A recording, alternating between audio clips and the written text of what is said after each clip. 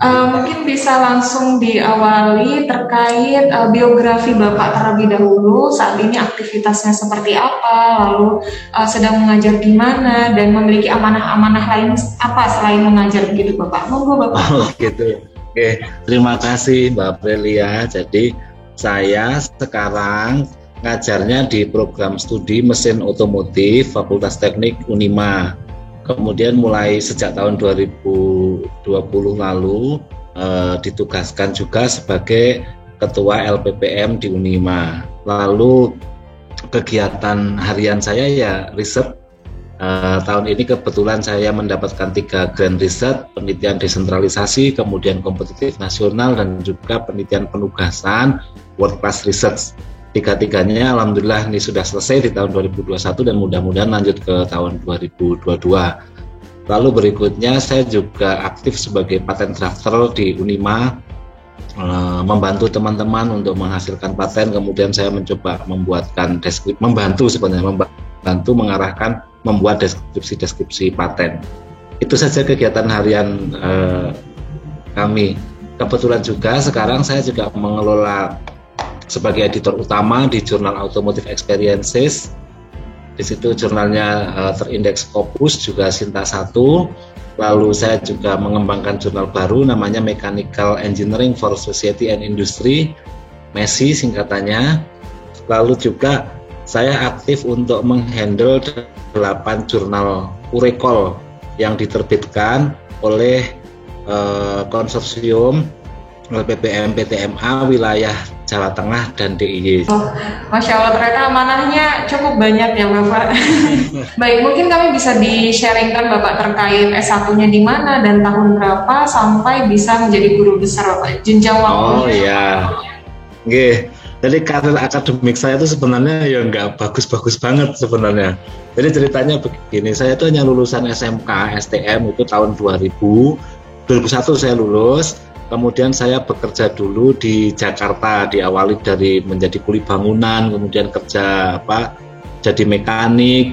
Lalu saya tahun 2002 itu berpikir untuk kuliah. Akhirnya saya kuliah di D3 mesin otomotif di Universitas Muhammadiyah Magelang. Selesai tahun 2006. Kemudian setelah selesai itu direkrut untuk menjadi laboran. Tapi selama kuliah ini saya juga nyambi kerja apapun, yang penting bisa untuk bayar kuliah, kira-kira gitu ya. Terus tahun 2006 itu menjadi laboran. Akhirnya saya tahun 2007 berpikir untuk melanjutkan sekolah kesarjanaan dan mengambil S1 di UMY. Di UMY 3 semester selesai tahun 2009.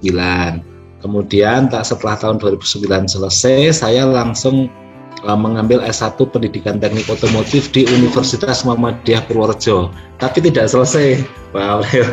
Lalu tahun 2010 itu diminta untuk dialihfungsikan dari laboran menjadi dosen di Fakultas Teknik. Langsung saya melanjutkan kuliah S2 ke Universitas Pancasila Jakarta di Magister Teknik Mesin. Selesai tahun 2012. Kemudian saya bekerja menjadi dosen itu nyambi waktu itu, dan tahun 2014 itu berangkat S3 ke Brawijaya dan selesai di tahun 2017. Alhamdulillah kurang dari 3 tahun. Lalu saya mendapatkan asisten ahli itu pada bulan Maret 2013 waktu itu. Setelah asisten ahli saya kuliah S3. Lalu tahun 2019 mengajukan jabatan fungsional ke lektor kepala melalui loncat jabatan. Jadi saya langsung dari asisten ahli 150 ke lektor kepala 550 tanpa lektor.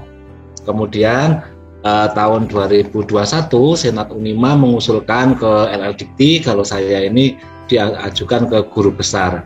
Sehingga praktis saya jadi dosen itu 2010, sekolah S1, S2 itu yang kerja 2 tahun, kemudian S3-nya 2 tahun, 5 tahun lah. 2021 dikurangi 2010, 11 tahun dikurangi 5 tahun. Ya sekitar 6 tahun saya mengumpulkan kinerja akademik dan cukup untuk mengurus ke guru besar. Lalu sekarang posisinya saya juga masih kuliah nih Pak. Jadi akhir pertengahan tahun 2021 ini saya mengambil profesi insinyur di UMY. Ya, baik Bapak. Mungkin ini pertanyaan yang paling mendasar Bapak ketika orang mendapatkan tadi rentetan tahun sampai Bapak berhasil meraih gelar guru besar gitu Bapak. Apa yang menjadi motivasi terkuat untuk terus belajar? Bahkan sampai saat ini juga masih belajar Bapak. Mungkin bisa di-sharingkan kepada kami. Waduh, ini pertanyaan yang berat dan saya harus menjawabnya dengan mendadak dan jawabannya mudah-mudahan benar. Jadi begini, ya awalnya pada saat saya dulu kuliah Diploma 3 di Unima tahun 2002 sampai 2006, saya sama sekali tidak pernah terpikirkan untuk menjadi seorang pendidik. Guru pun tidak, apalagi dosen. Karena waktu itu saya nyambi bengkel di rumah gitu kan, punya bengkel kecil. Yang penting saya selesai kuliah D3, kemudian saya menghandle sebuah bengkel motor kecil dengan ilmu pengetahuan yang saya miliki selama kuliah D3 itu, saya ingin mengembangkan itu. Ternyata setelah selesai D3 saya ditawari di Unima untuk jadi laboran. Lalu saya masuk sebagai laboran, berteman dengan dosen-dosen. Kayaknya enak ya jadi dosen gitu. Terus ya belajar aja, saya kuliah S1, kemudian waktu itu tahun 2010 menjadi punya ijazah S1 itu boleh menjadi dosen. Setelah itu ada aturan perundangan bahwa menjadi dosen harus S2. Akhirnya saya kuliah S2. Pada saat itu juga nggak kepikiran untuk kuliah S3. Yang penting jadi dosen dulu, kemudian tentu waktu itu ya pikirannya jadi dosen terus sertifikasi gitu ya, dapat sertifikasi dosen, dapat tunjangan gitu lah, kira-kira gitu. Ya jangkauan berpikir saya waktu tahun 2012 masih itu. Kemudian saya belajar riset dari tahun 2013, ikut Insinas sebenarnya. Awalnya itu titiknya di situ, Mbak. Saya ikut insentif sistem inovasi nasional dan lolos. Tahun pertama lolos, tahun kedua lolos, akhirnya saya memberanikan diri untuk S3 karena saya belajar meneliti di situ. Lalu S3 saya selesai 2017 dan terus riset, dan akhirnya dari sekian banyak proyek-proyek riset itu menghasilkan luaran-luaran yang bisa digunakan untuk kepangkatan. Kuncinya adalah riset dan motivasinya. Mengapa saya itu ya tentu orang ingin memberikan kontribusi yang lebih banyak ya ke dunia saintifik dan juga ke masyarakat. Nah, kalau dosen, cara pikir saya adalah bagaimana saya bisa berkontribusi ke saintifik dan ke masyarakat, ya tentu riset, kemudian hasil risetnya itu saya gunakan sebagian untuk materi ajar, sehingga memberikan pengalaman otentik kepada mahasiswa-mahasiswa saya, pengalaman baru dari pengembangan keilmuan.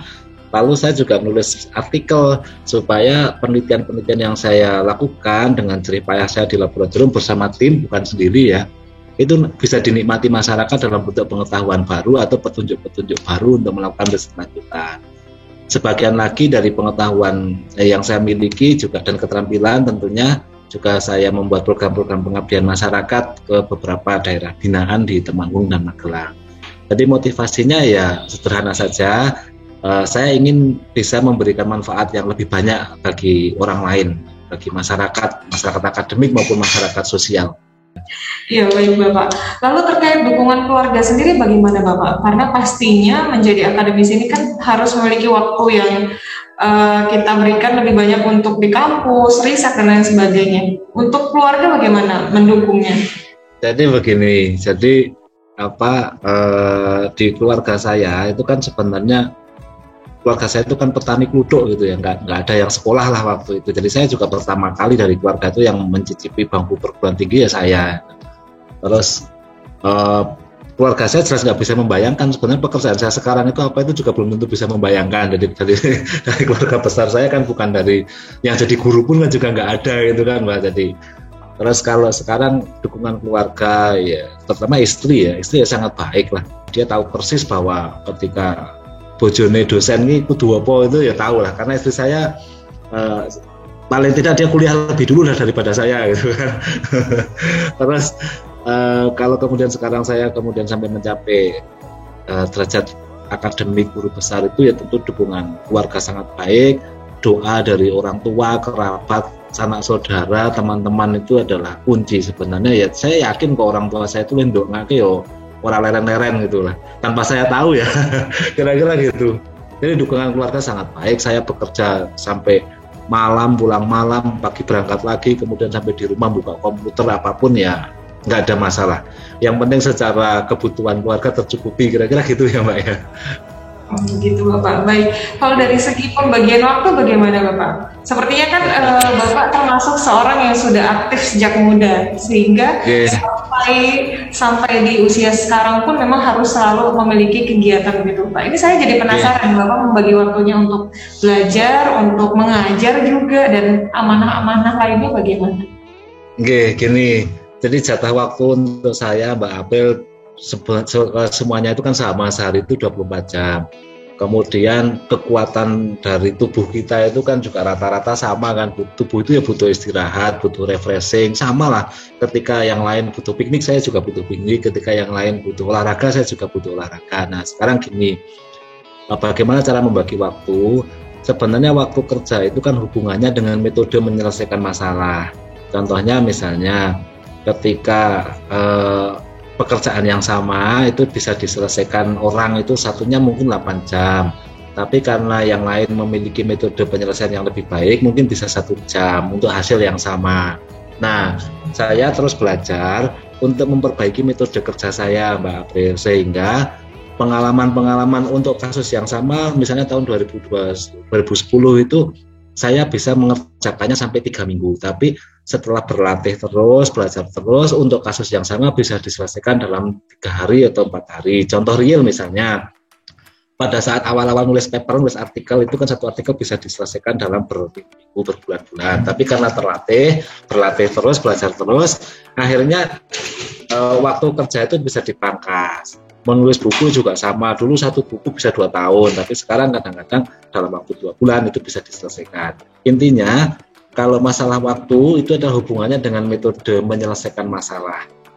Jadi saya bagi waktu betul, setiap hari saya melaju jaraknya itu 55 kilo dari rumah saya ke kampus, hampir 2 jam. Nah pulangnya juga hampir 2 jam.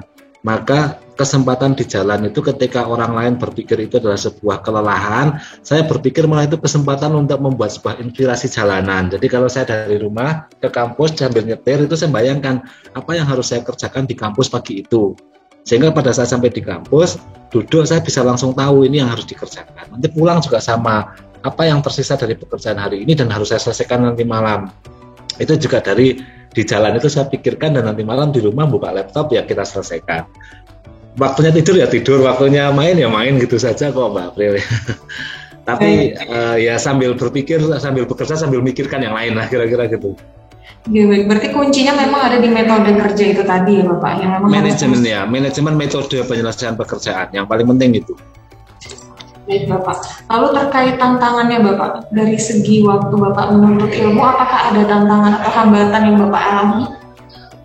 Sebenarnya kalau tantangan, semua orang pasti punya tantangan. Bahkan ketika semua dosen dan memiliki visi untuk menjadi guru besar itu kan dia akan berkejaran dengan waktu ya.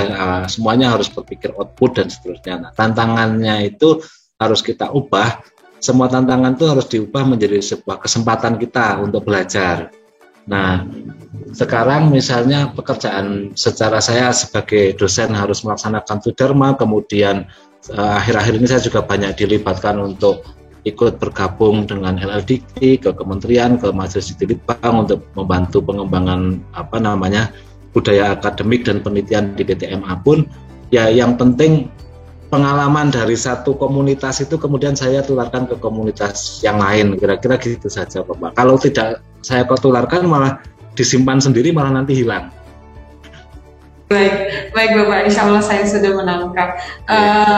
Mungkin untuk pertanyaan lanjutan ini, Bapak, saya ingin mengetahui menurut Bapak sendiri. Tadi Bapak di awal sempat menyampaikan bahwa kuncinya adalah riset, gitu. Dan Bapak juga mendapatkan amanah sebagai ketua LPPM, bukan begitu tadi Bapak? Mungkin saya ingin menanyakan menurut Bapak sendiri terkait kesadaran riset bagi dosen-dosen di Indonesia, mungkin khususnya bagi dosen PTMA. Kalau menurut Bapak saat ini bagaimana? Apakah kategorinya sudah masuk kategori baik atau kategori kurang gitu? Ya, Kalau PTMA saya mungkin masih bisa memberikan gambaran yang mudah-mudahan ini objektif. Pertama, memang dunia riset di PTMA secara umum itu baru bergeliat ya sekitar 5-10 tahun terakhir. Kalau dulu kita termasuk di kampus kami di Unima itu yang artinya dosen itu yang ngajar, setelah selesai ya selesai gitu saja. Tapi kemudian dengan perubahan semangat dari Majelis Dikti Litbang PP Muhammadiyah, kemudian sekarang banyak divisi-divisi atau grup-grup kerja yang membangun menyemangati riset ini. Setidaknya saya melihat dalam 5 tahun terakhir ini di PTMA sangat baik.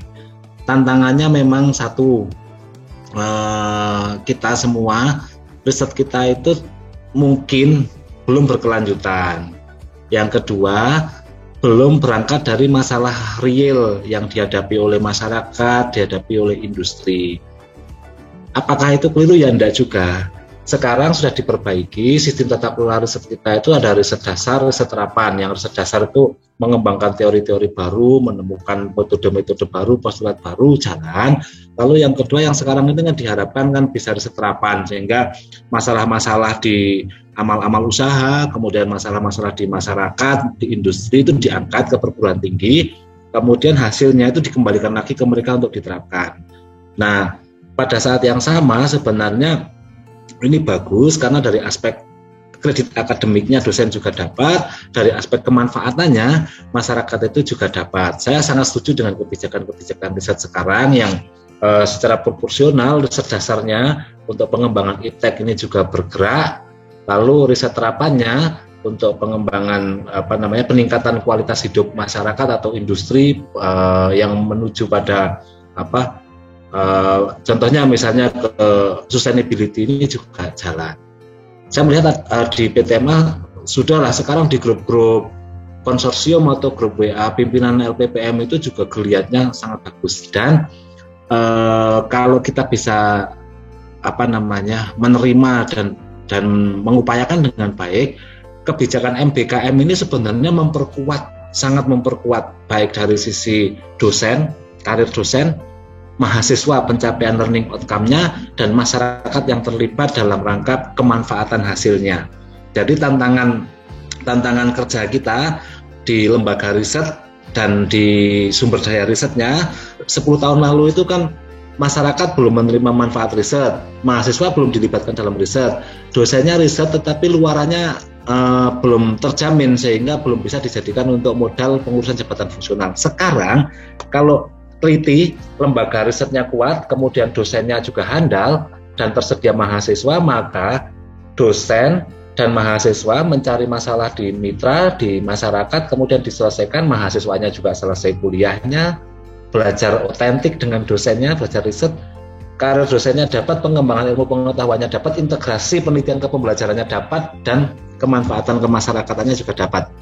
Lalu apakah hasil riset tersebut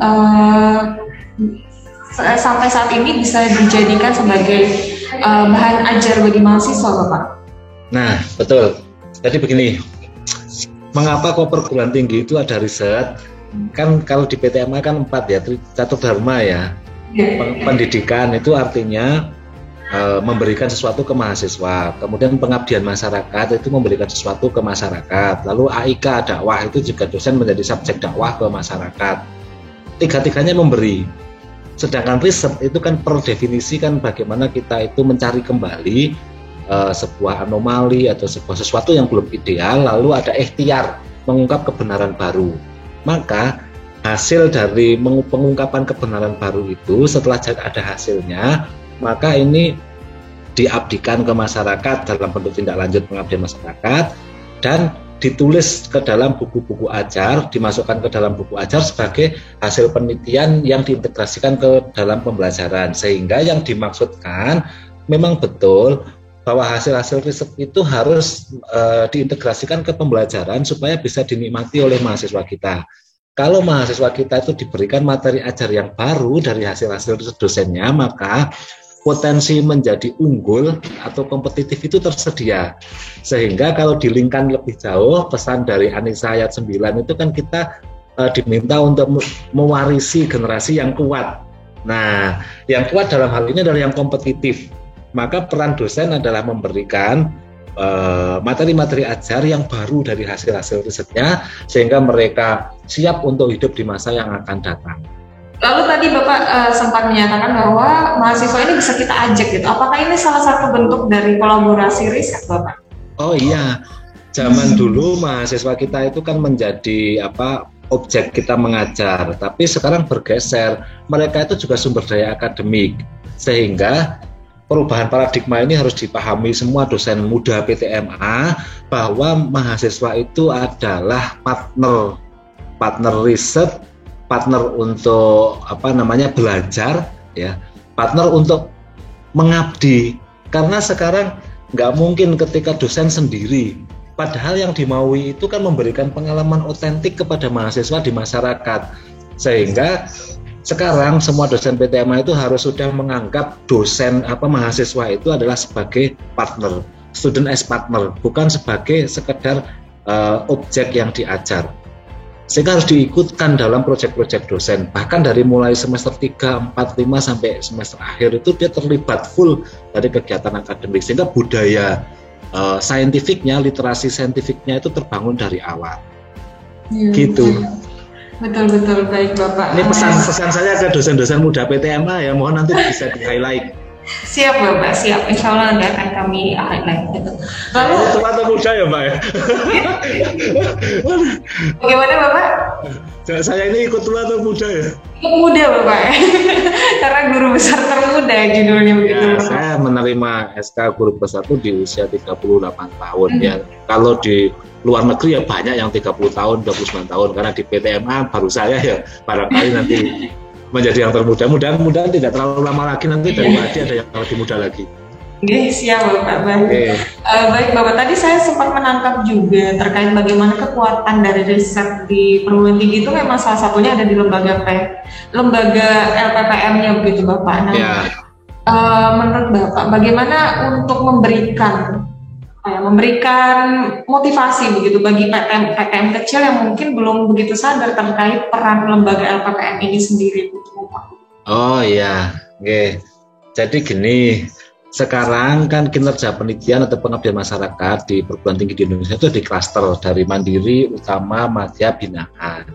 Maka PTMA, saya yakin ini juga sudah menjadi pemikiran di Majelis Dikti Litbang, kita harus bergerak bersama. Kalau ingin berkembang bersama, maka LPPM yang sudah utama dan mandiri itu harus memiliki bimbingan satu yang madya dan binaan.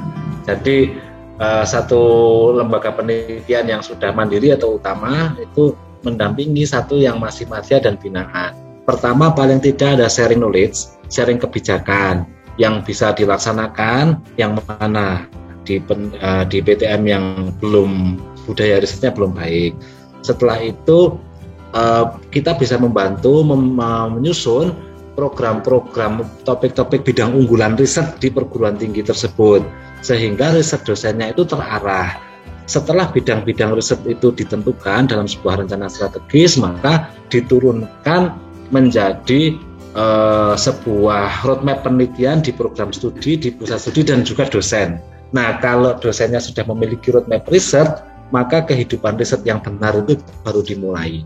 Tetapi kalau roadmap risetnya belum ada, belum terbentuk, ya jalan-jalan, tetapi belum terarah.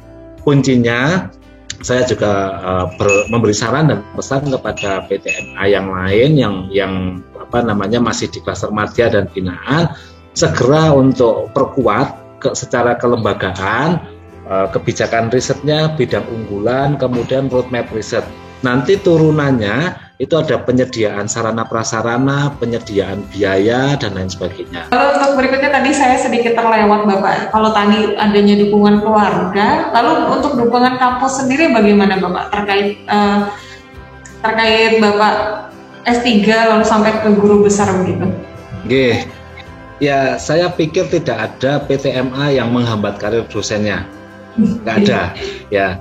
Pasti semuanya dalam renstra perguruan tinggi maupun renstra fakultas itu tertulis bahwa semua kampus ingin memiliki lebih banyak doktor, memiliki lebih banyak lektor kepala, dan memiliki lebih banyak guru besar. Kebijakannya sudah ada, tinggal sekarang keinginan motivasi dari masing-masing dosen itu seperti apa. Nah, kalau keinginan dosennya kuat ditambah kebijakan institusinya yang mendukung, saya pikir itu akan mempercepat dari rencana-rencana strategis peningkatan mutu SDM di PTMA. Semua PTMA di Indonesia itu sudah memiliki visi institusi. Universitas itu pasti memiliki visi. Kemudian diturunkan, fakultas juga punya visi. Diturunkan lagi, prodi memiliki visi. Tapi saya tidak yakin bahwa dosen memiliki visi.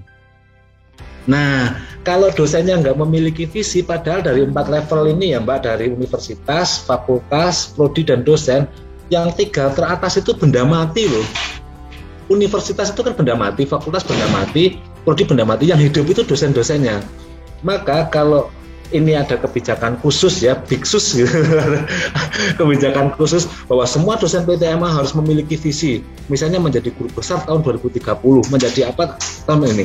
Kemudian dari visi itu diturunkan ke program-program kerja real di bidang inovasi pembelajaran, riset yang menghasilkan output, pengabdian yang berorientasi pada kepentingan mitra dan AIK, lalu mengadvokasi mahasiswa, itu dibagi setiap tahun sampai ke pencapaian visi, maka PTMA akan menjadi sangat kuat. Dosen-dosen di PTMA menjadi sangat kuat, kerjanya terarah, hemat, anggaran kerja per tahun itu tepat sasaran, akreditasinya unggul semua, dan dosennya bisa dipastikan punya perencanaan yang baik, namanya career planning. Dosen harus memiliki career planning menjadi guru besar. Nah, saya melihat tidak semua PTMA, atau bahkan ketika PTMA itu sudah menetapkan kebijakan, belum semua dosen memiliki career planning yang tertulis. Nah, kemarin saya sengaja membuat bahwa saya akan mencoba berusaha menjadi rektor kepala tahun ini, mencoba menjadi guru besar, mengajukan guru besar tahun itu direncanakan. Nah, praktek baik yang saya lakukan ini sebenarnya saya ingin lebih banyak bercerita ke PTMA yang lain. Saya nggak tahu nanti salurannya apa, apakah nanti hanya cukup dengan pemberitaan di warta PTMA atau yang lain, tetapi saya ingin menceritakan sebenarnya kunci sukses dosen PTMA itu adalah di career planning, visi, yang visi dosennya itu harus korelasi dengan visi di prodi, fakultas, dan universitas. Baik Bapak, berarti secara tidak langsung di sini Bapak menceritakan kepada saya bahwa memang Bapak memiliki kekuatan di career planning ini tadi ya Bapak? Career planning, saya punya career planning. Itu Bapak buat dari kapan Bapak kalau boleh tahu? Ya setelah saya S3 tentunya ya, pada saat saya masuk S3 kemudian saya ingin selesai, saya ngurus rektor kepala, kemudian saya riset yang bagaimana, lalu saya memahami pedoman angka kredit, apa yang harus saya lakukan menjadi dosen, kan kuncinya itu. Menjadi dosen itu harus pegang dan hafal yang namanya pedoman operasional angka kredit, sehingga yang dilakukan itu selalu ada kreditnya. Tapi bukan mencari kredit ya, kita aktivitas, dari aktivitas yang baik itu, toh negara juga memberikan kredit, sehingga kredit yang dimaksud adalah efek dari kita melaksanakan tridharma yang baik. Itu aja. Baik Bapak, tadi Bapak sudah sempat mention mengenai career planning, jadi mungkin untuk pertanyaan selanjutnya ini terkait tips dan trik sendiri Bapak terkait bagaimana kita bisa menjadi guru besar muda, dalam artian masih sebenarnya tidak muda juga nggak apa-apa sih Bapak, tapi kan memang dalam hal ini memang Bapak mendapatkan gelar itu guru besar muda di PTMA. Mungkin ada tips dan triknya sendiri Bapak. Oke, gini, sepemahaman saya menjadi guru besar itu tidak semata-mata hanya hitung-hitungan angka kredit mencapai 850. Karena kalau itu menjadi mudah kan, kita banyak saja publikasi yang banyak nanti dihitung juga 850, tapi bukan itu. Yang penting adalah artikel atau substansi dari artikel yang kita usulkan sebagai identitas keilmuan atau identitas kepakaran kita itu juga berbobot. Salah satu ukuran berbobot itu kan artikel yang kita tulis itu mampu untuk diterbitkan, atau bahasa saya itu gini, bisa mengambil hati editor-editor jurnal internasional bereputasi tinggi, sehingga tulisan kita itu bisa diterbitkan di jurnal-jurnal dengan kuartil yang lebih tinggi. Maka sebenarnya itu yang mewakili identitas keilmuan, dan artikelnya ditulis sendiri, dari riset yang dilaksanakan dipimpin sendiri, sehingga ada rasa kepuasan di sana. akuntabel dari perencanaan riset dilaksanakan, luaran, lalu ada publikasinya itu sebagai luarannya. Maka dua hal penting selain kecukupan angka kredit itu adalah tentang bobot ilmiah dari artikel yang digunakan sebagai persyaratan khusus. Ini bobot ilmiah dari artikel yang digunakan sebagai persyaratan khusus itu adalah mewakili kapasitas diri kita, wakil dari diri kita untuk bicara di forum internasional, atau itu adalah mewakili dari kapasitas kepakaran kita. Sehingga sekarang yang diperlukan bagi dosen-dosen muda di PTMA atau yang sedang merencanakan ke guru besar, segera isi career planning itu. Misalnya di LLDT 6 ya ada sistem informasi jabatan fungsional, atau di LLDT yang lain beda-beda namanya, tapi secara nasional namanya sister ya. Itu diisi. Misalnya sekarang lektor 400 ini jadi guru besar tahun berapa, nah itu diisi. Dibuat di Excel juga bisa sebenarnya, dulu saya buatnya di Excel Mbak. Lalu apa yang harus dilakukan setiap tahun, itu yang disebut career planning. Kalau setiap tahun itu butuh 40 angka kredit atau 80 angka kredit atau 100 angka kredit, itu harus dipenuhi dari apa saja. Nah, disitulah menjadi pemandu kita bekerja, sehingga kerja kita ukurannya sama dengan yang lain 40 jam per minggu, tetapi lebih terarah. Itu lebih terarah. Dan saya punya hitung-hitungan yang empirik. Sebenarnya kalau dosen masuk ke PTMA sebagai S2 atau S3 itu kapan bisa mencapai guru besar, itu saya ada hitung-hitungannya itu. Dan ya tidak tepat banget, tetapi itu bisa digunakan sebagai perencanaan karir bagi semua dosen PTMA. Nah, kalau dulu Mbak April tahu nggak, anak kecil itu kan kalau balita ya, ditimbang di posyandu itu kan ada KMS namanya, kartu menuju sehat, paham ya? Ya ada Bapak. Ditimbang itu setiap bulan. Antara penambahan setiap bulan itu berat badannya kan dicek. Maka orang tuanya akan sangat prihatin ketika berkembang di bawah garis merah gitu ya. Nah, dosen di PTMA itu nggak ada yang punya rapot itu, namanya kartu dosen sehat itu nggak ada. Yang di sini itu adalah masa kerja, yang di sini jabatan fungsional itu nggak ada. Nah, harusnya ini PTMA kalau mau berkembang bersama membuat instrumen baku disebut dengan evaluasi kinerja akademik dosen. Maka di situ akan ketahuan dosen itu harusnya ini agak keras tapi perlu saya sampaikan. Kan banyak orang yang bekerja sudah 10 tahun, tetapi pengalaman kerjanya 1 tahun yang diulang 10 kali. Nah, itu harus dihilangkan stigma itu. Makanya kalau kerja 10 tahun, ya pengalaman kerjanya itu meningkat 10 kali, bukan pengalaman tahun pertama diulang 10 kali. Mudah-mudahan nanti ini juga menjadi sebuah tagline di pemberitaan bahwa dosen bekerja 10 tahun itu artinya bukan pengalaman kerja setahun diulang 10 kali, tetapi dia berpengalaman meningkatkan pengalaman 10 kali dalam 10 tahun. Gitu. Saya yakin dengan kalimat itu sudah bisa ditangkap bagi teman-teman PTMA apa yang harus dilakukan. Gitu, Mbak. Baik Bapak, ini secara tidak langsung juga memberikan masukan kepada saya gitu. Kalau memang dalam bekerja atau memiliki amanah memang harus ada planningnya gitu ya Bapak. Iya, harus ada lebih terarah, betul Bapak. Baik, mungkin ini bisa menjadi pertanyaan yang terakhir Bapak terkait target Bapak selanjutnya, karena kan memang Bapak sudah memiliki guru besar dan juga saat ini juga sedang belajar begitu Bapak. Apakah ada target-target lanjutan yang akan Bapak lakukan? Kalau target pasti ada. Saya sekarang target saya adalah ketika saya menjadi guru besar, target saya adalah saya harus bisa membantu teman-teman saya mencapai guru besar. Itu target saya. Saya itu, iya. Dimanapun, di PTMA manapun, pokoknya tidak harus di Unima saja, tapi target saya adalah saya harus bisa membantu teman-teman saya mencapai guru besar. Baik Bapak, mungkin itu saja hasil wawancara kita hari ini. Saya ucapkan terima kasih banyak atas waktu yang sudah Bapak berikan.